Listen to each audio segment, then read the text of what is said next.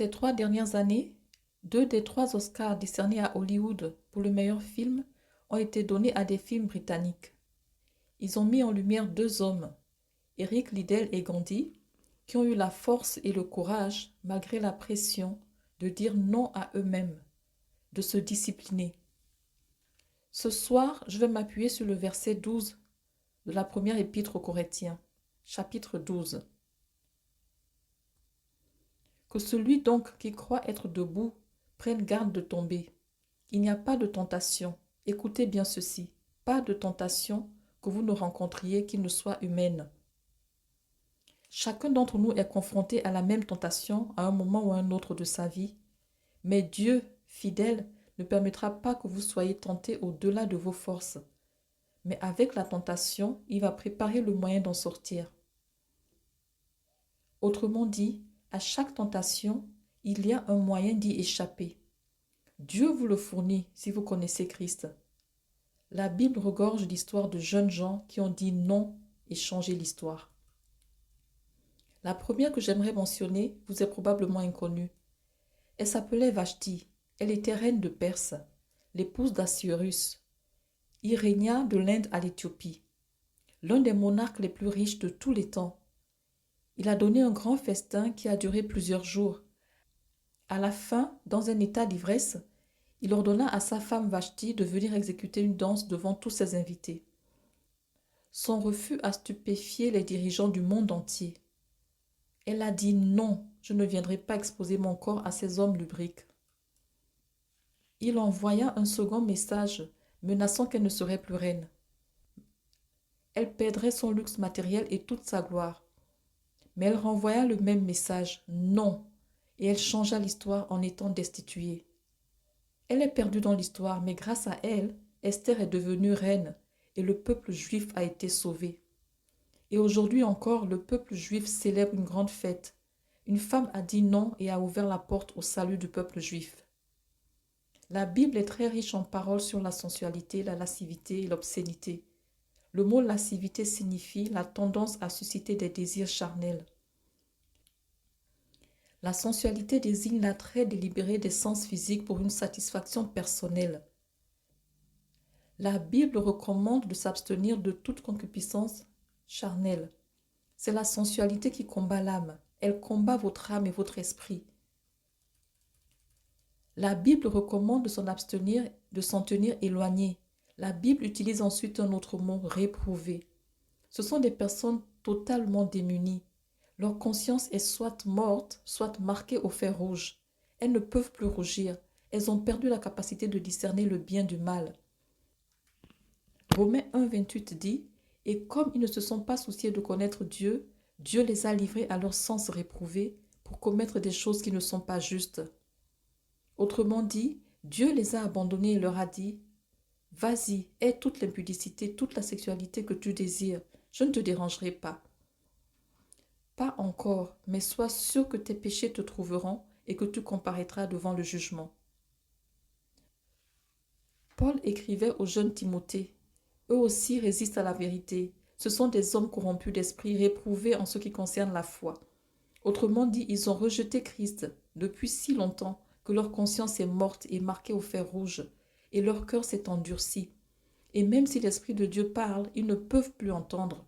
C'est pourquoi il est important de venir à Christ dès votre jeune âge. Et maintenant, si l'Esprit de Dieu vous le murmure à l'oreille, donnez votre vie à Christ.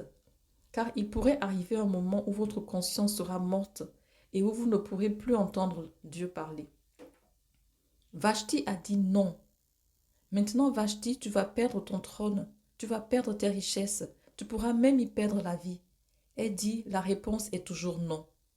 Quelle est ta réponse ce soir à ce qui est mal, au mensonge, à la convoitise, à l'avidité, aux préjugés raciaux? Quelle est ta réponse?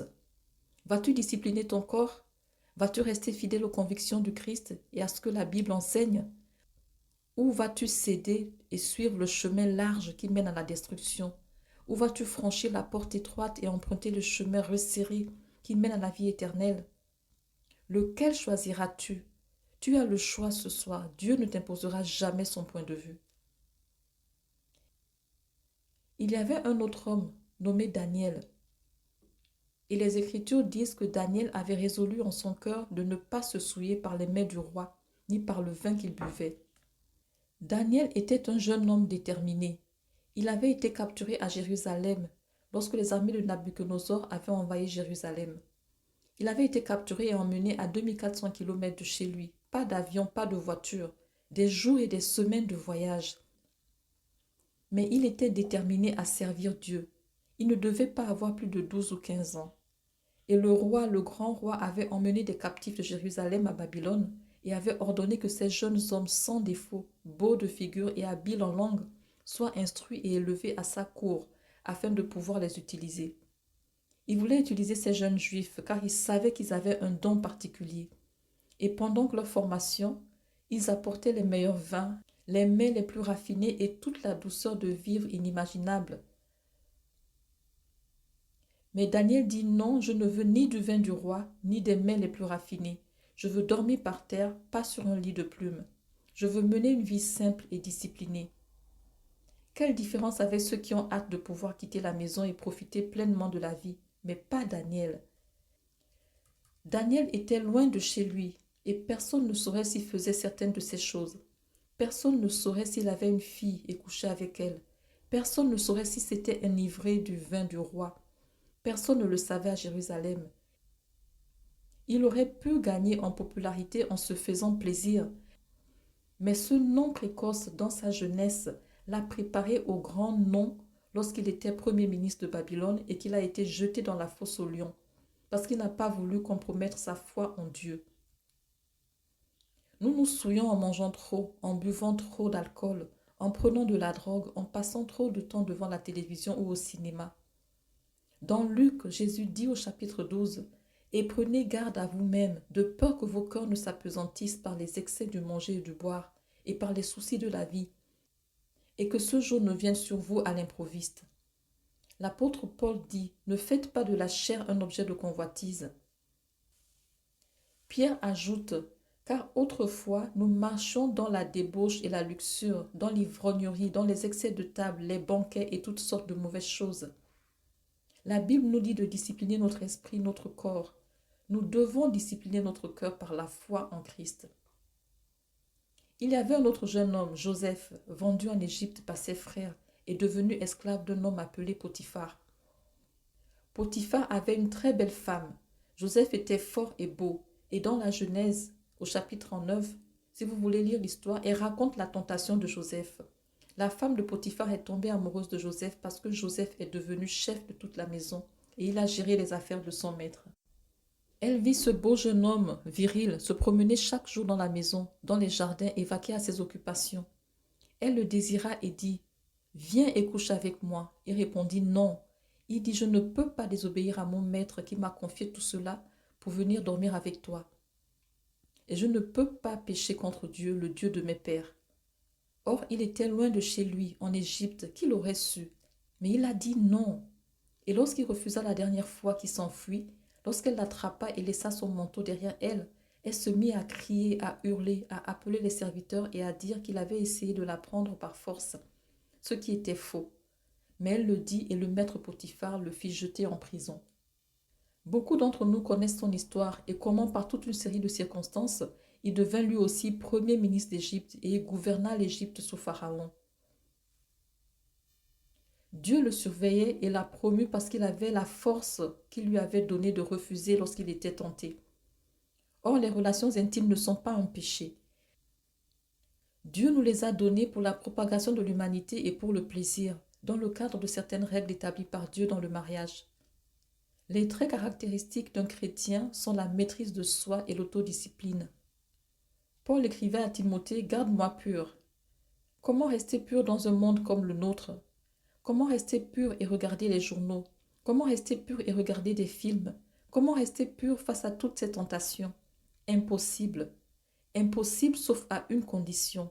Si Christ est dans votre cœur, il vous donnera force et puissance, car aucune tentation ne vous surprendra, aussi forte soit-elle, sans qu'il ne vous offre un moyen d'y échapper. Donnez votre vie à Christ ce soir et laissez-le prendre le contrôle de votre vie, qu'il soit le Seigneur de votre vie, qu'il règne sur tous les aspects de votre vie, votre esprit, votre corps, tout votre être, qu'il soit le Seigneur de votre vie amoureuse. Puis il y avait un autre jeune homme du nom de Moïse. On pense souvent à Moïse comme à un vieil homme barbu, mais c'est dans sa jeunesse qu'il a pris les décisions qui l'ont conduit à la grandeur. Les Écritures disent que par la foi, Moïse, devenu vieux, a refusé d'être appelé fils de la fille de Pharaon. Il a dû choisir de souffrir l'affliction avec le peuple de Dieu plutôt que de goûter au plaisir du péché pendant un temps. Remarquez qu'il était en Égypte, fils de la fille de Pharaon, héritier du trône d'Égypte, peut-être pour devenir le prochain Pharaon. Mais il a fait un choix, car il savait que son peuple, l'ancien Israël, était esclave des Égyptiens. Et il a dû faire un choix au sommet de sa gloire, au sommet de tout ce qui lui était offert. Et il a dit non à Pharaon. Je ne serai pas ton fils, je choisirai de souffrir et de mourir avec mon peuple et de servir le Dieu vrai et vivant. Et c'est exactement ce qu'il a fait. Et nous savons que Moïse est aujourd'hui un des grands hommes de l'histoire. Il a dit, plutôt que de profiter des plaisirs du péché pendant un temps. Or, il y a une différence entre plaisir et joie. Celui qui aime les plaisirs sera pauvre, dit la Bible. La Bible dit que certains aiment le plaisir plus que Dieu. Et vous, aimez-vous Dieu plus que le plaisir coupable? Je ne parle pas du sport et de toutes ces merveilles que nous avons. Je parle du plaisir coupable. Or, la joie est produite par le Saint-Esprit et des centaines de passages bibliques en parlent. Vous pouvez connaître la joie même sans plaisir, car la joie est profonde. L'ange dit à Marie le premier soir de Noël, « N'aie pas peur, car voici, je t'annonce une bonne nouvelle qui sera pour tout le peuple une grande joie. » Et même dans la souffrance, quand tu viens à Christ, Dieu ne t'enlève pas la souffrance, ni les problèmes et les difficultés de ta vie. Absolument pas. Si vous êtes au chômage, il ne vous promet pas de trouver un emploi demain matin si vous acceptez Christ ce soir. Il promet de vous donner grâce, force et joie à travers tout cela. Heureux serez-vous lorsque les hommes vous haïront, dit-il. Et lorsqu'ils vous sépareront d'eux, vous outrageront et rejetteront votre nom comme infâme à cause du Fils de l'homme. Réjouissez-vous-en ce jour-là et sautez de joie. Il dit, quand vous viendrez à moi et que vous aurez des difficultés, des tribulations, et que même les gens vous haïront, sautez de joie. Car voici votre récompense est grande au ciel, car c'est ainsi que leurs pères ont été persécutés sous les prophètes. Tous ceux qui vivent pieusement en Jésus-Christ seront persécutés, dit la Bible. Il y aura des souffrances. Jésus a dit, si vous n'êtes pas disposés à prendre votre croix et à renoncer à vous-même, vous ne pouvez pas me suivre. Moïse a choisi la joie de suivre Dieu plutôt que les plaisirs de l'Égypte. Lequel suivez-vous? Quel est votre choix ce soir? Et le dernier, c'est Jésus. Jésus a été tenté en toutes choses comme nous, mais sans péché. Vous voulez me dire que Jésus a été tenté de mentir? Oui. Que Jésus a été tenté de la luxure? Oui. Que Jésus a été tenté de fréquenter une femme? Oui. Que Jésus a été tenté de voler? Oui. Il a été tenté en toutes choses comme nous, mais sans commettre de péché. Comment a-t-il surmonté la tentation? La Bible nous le dit au 4e chapitre de Matthieu et à bien d'autres endroits. Mais je ne citerai que celui-là. Le diable s'approcha de lui alors qu'il avait faim, qu'il était fatigué, qu'il avait soif, et il lui dit, « Si tu es fils de Dieu, ordonne que ces pierres deviennent des pains. » Remarquez qu'il essayait de semer le doute dans l'esprit de Jésus quant à son identité. Voyez-vous, Jésus était le Fils de Dieu. Il était le Fils de Dieu né d'une vierge, ressuscité des morts par la puissance de Dieu et vivant aujourd'hui. Mais le diable a semé le doute dans son esprit. Il était faible, fatigué, affamé. Il était désormais un homme. Il affrontait le diable non pas en tant que Fils de Dieu, il lui faisait face en tant qu'homme et il répondait toujours en citant les Écritures. C'est pourquoi je vous invite à mémoriser les Écritures. L'homme ne vivra pas de pain seulement, mais de toute parole qui sort de la bouche de Dieu. Jésus a dit qu'il y a quelque chose de plus important que la nourriture, les plaisirs de la chair et les biens matériels. C'est votre vie spirituelle. Puis il a dit, si tu es fils de Dieu, jette-toi en bas, car il est écrit, il donnera des ordres à ses anges à ton sujet.